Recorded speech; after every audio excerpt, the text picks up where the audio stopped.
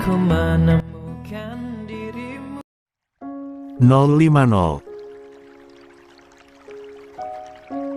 Fahri tertawa senang kala melihat sang istri yang sedang kesal seperti itu. Ia dengan cepat berlari menuju kamar mandi sebelum kena amukan oleh istrinya itu. Kenapa dia selalu menyebalkan? Tapi aku sayang sih, hihi, Kiki Cika. Tidak perlu memakan waktu lama untuk Fahri melakukan ritual mandinya. Cukup dengan 15 menit saja, Fahri sudah menyelesaikan membersihkan tubuhnya. Setelah Fahri mengenakan pakaiannya, ia berlalu pergi menghampiri Cika. Dilihatnya Cika yang tengah menyiapkan sarapan untuk dirinya dan juga untuk Aulia. Ayo sarapan dulu, nanti setelah sarapan kita langsung berangkat ke rumah sakit, ujar Cika. Fahri mengangguk, ia mendudukkan tubuhnya di bawah lantai yang sudah dialasi tikar. Fahri meneguk salivanya berkali-kali saat ia menyapa aroma nasi yang sangat wangi. Ini mas, makanlah. Aul kamu juga makan yang banyak, ujar Cika seraya memberikan sepiring nasi pada Fahri. Iya, kak, sahut Aulia. Sayang, nasi apa ini? Wangi sekali, pasti enak, tanya Fahri. Oh, itu nasi tutuk oncom mas. Ayo cobain saja, nanti mas bisa nilai rasanya enak atau tidak, sahut Cika. Perlahan-lahan Fahri menyuapkan sedikit nasi tutuk oncom itu ke dalam mulutnya. Ia menyesuaikan rasa nasi itu di lidahnya. Seketika mata Fahri membola kala merasakan rasa yang sangat nikmat di nasi itu. Sayang, ini enak sekali, ujar Fahri. Cika terkekeh, tentu saja enak. Istri siapa dulu yang masak, bangga Cika. Fahri terus saja menyuapkan nasi itu ke dalam mulutnya. Setelah habis, Fahri mengambil lagi sepiring nasi ke dalam piringnya. Sayang, masakanmu selalu juara. Aku mau dimasakin setiap hari sama kamu ya, ujar Fahri. Cika mengangguk, baiklah, nanti aku masakin untuk mas. Jangan salahkan aku ya kalau badan mas menjadi gemuk, sahut Cika. Gak akan gemuk, mas akan berolahraga, seru Fahri. Cika hanya tersenyum seraya menganggukkan kepalanya. Ya sudah, ayo cepat habiskan makanan kalian, ujar Cika pada adik dan suaminya itu. Fahri, Cika dan Aulia saat ini sedang berada di dalam perjalanan untuk menuju kota. Sedangkan Pak Gunawan berada di dalam mobil ambulans dengan ditemani oleh 2 orang anak buah Fahri. Mas, aku gak mungkin kan bawa Aul ke rumah kedua orang tuamu, ujar Cika. Kenapa gak mungkin? Kamu tinggal bawa saja Aul, Mami dan Papi juga pasti akan mengerti, sahut Fahri. Sebentar, Mas akan telepon dulu Mami, sambung Fahri. Fahri merogoh handphone yang disimpan di dalam saku celananya. Ia langsung saja menghubungi Bu Linda. Tidak berselang lama, setelah beberapa kali Fahri menelepon, akhirnya Bu Linda menjawab panggilan telepon darinya. Halo, Mi, ujar Fahri ketika panggilannya sudah tersambung dengan sang ibu. Ya, anak tampan Mami. Ada apa, sayangku? Tanya Bu Linda di seberang sana. Please, Mi. Jangan lebay deh, Fahri bukan anak kecil. Ketus Fahri. Mas. Gak boleh ketus-ketus sama orang tua. Tegur Cika. Bu Linda yang mendengar suara Cika menegur sang putra, ia tersenyum senang. Pintar sekali putraku memilih istri. Cika sangat sopan, aku semakin menyukainya, batin Bu Linda. Ma, Fahri dan Cika ini lagi perjalanan pulang. Bapaknya Cika akan melakukan perawatan di kota saja. Adiknya Cika ikut juga ke kota. Apakah Mami mengizinkan jika adiknya Cika ikut tinggal di rumah? Tanya Fahri. Tentu saja Mami mengizinkan, Papi juga pasti akan mengizinkan. Bawalah adiknya Cika ke sini, dengan senang hati Mami akan menerimanya, ujar Bu Linda. Fahri tersenyum senang, baiklah, kalau begitu. Fahri tutup teleponnya. Ya, Mi. Fahri tanggung sedang menyetir. Sahut Fahri. Baiklah, kalian hati-hati di jalan, seru Bu Linda. Fahri pun memutuskan teleponnya secara sepihak dengan sang ibu. Gimana Mas? Apa orang tuamu mengizinkan Aulia untuk tinggal di sana? Tanya Cika. Fahri mengangguk, iya, sayang. Mami dengan senang hati menerima Aulia, sahut Fahri. Terima kasih, Kak, ujar Aulia yang sedari tadi mendengarkan percakapan kakak dan kakak iparnya itu. Sama-sama, Aul, sahut Fahri. Setelah menempuh perjalanan beberapa jam lamanya. Kini, Cika, Fahri dan Aulia sudah sampai di rumah sakit yang berada di ibu kota. Pak Gunawan sudah berada di ruang perawatan VVIP. Sebelum pulang ke rumah Bu Linda, Cika mengunjungi ruang ICU untuk melihat keadaan Pak Gunawan. Pak, Bapak cepat sadar ya. Cika dan Aul selalu menantikan Bapak di sini. Cika dan Aul sayang sekali sama Bapak. Kami gak mau kehilangan Bapak, semoga Bapak cepat sadar dari komanya. Sekarang Cika pamit pulang dulu ya. Nanti malam Cika kesini lagi, ujar Cika. Datanglah Aulia menghampiri Cika, ia langsung saja menggenggam tangan Pak Gunawan. Air mata Aulia sudah luruh membasahi wajahnya. Bapak, kenapa Bapak belum sadar juga? Bapak gak akan tinggalin Aul dan kakak kan? Aul mohon, Bapak jangan tinggalkan Aul, cukup ibu saja yang pergi dari kehidupan kami. Bapak jangan, isak Aulia. Cika yang melihat adiknya menangis seperti itu. Ia juga jadi ikut meneteskan air matanya. Sudah, Dek. Ayo kita pulang. Biarkan Bapak dijaga sama anak buahnya suami kakak, ujar Cika seraya. Mengusap air mata Aulia. Aulia mengangguk, sebelum keluar pergi ia mengecup sekilas kening Pak Gunawan. Mas, ayo.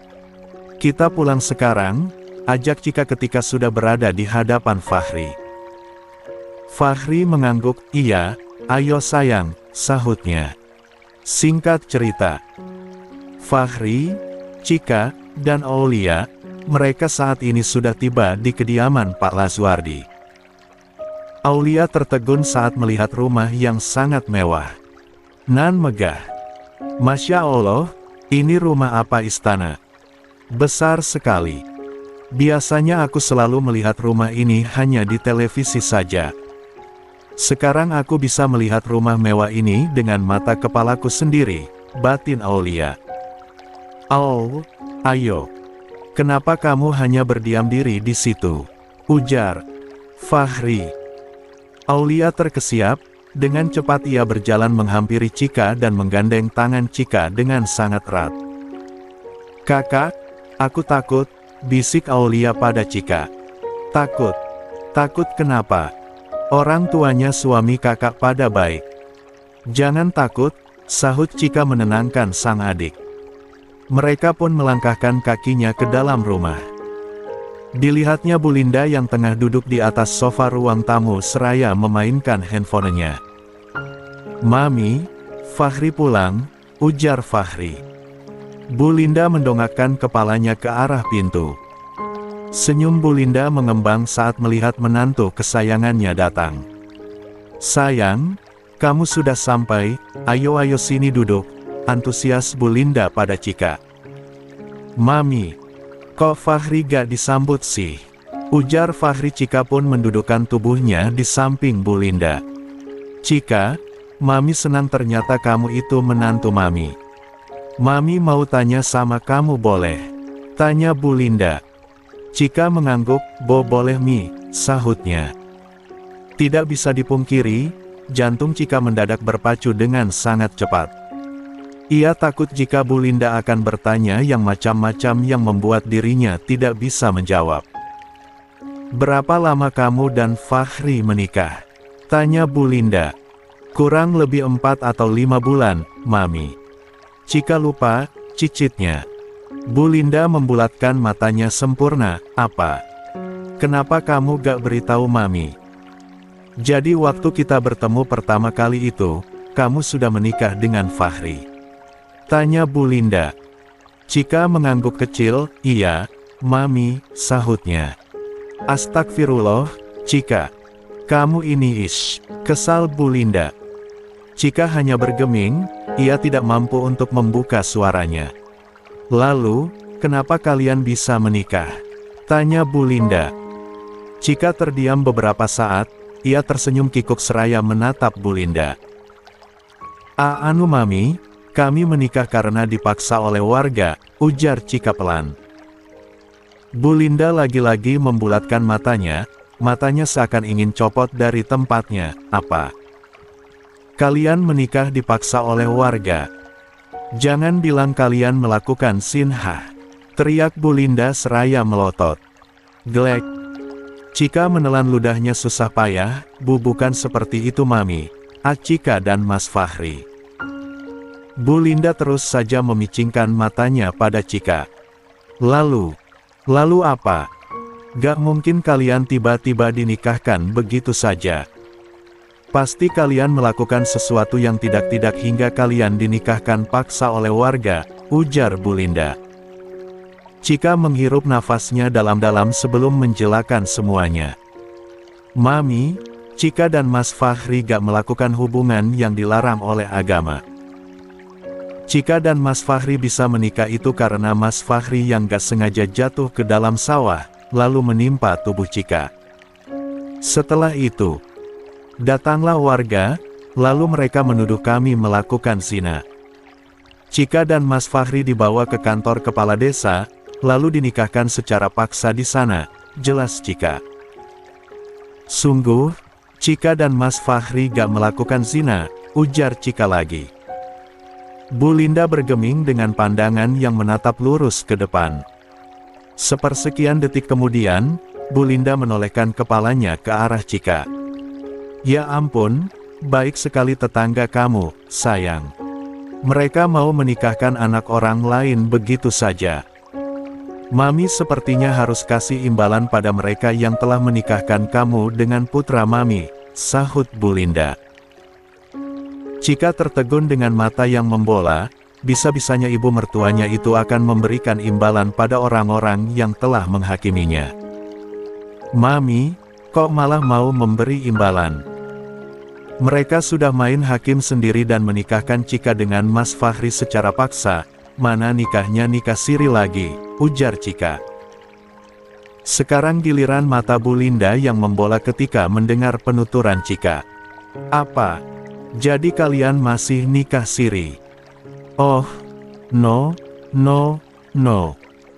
Mami akan segera mendaftarkan pernikahan kalian ke kantor agama, pekik Bu Linda. Terlihat Fahri yang sedang menuruni anak tangga. Fahri mengernyitkan dahinya saat melihat sang ibu yang tengah menatap ke arahnya dengan tatapan tajam. Fahridra Mahesa Tirtayasa, teriak Bu Linda menggelegar hingga membuat Cika terperanjat kaget. Fahri berjalan menghampiri Bu Linda dan ia ikut mendudukkan tubuhnya di atas sofa. Apa sih, Mi?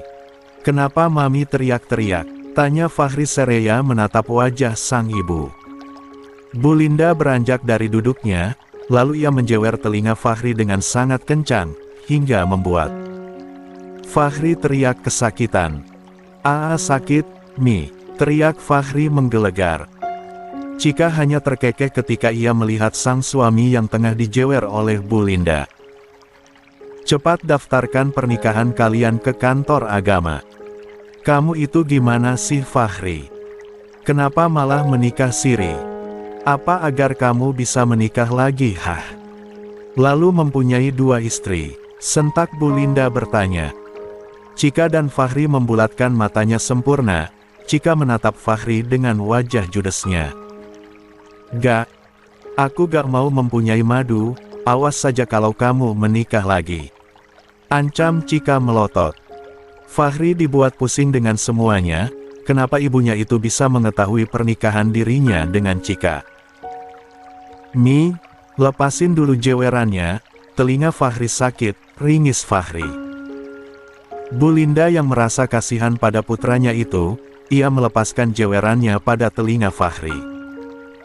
Fahri mengusap-ngusap telinganya yang terasa sakit dan panas. "Sid, panas sekali telinga gue," umpat Fahri dalam hati.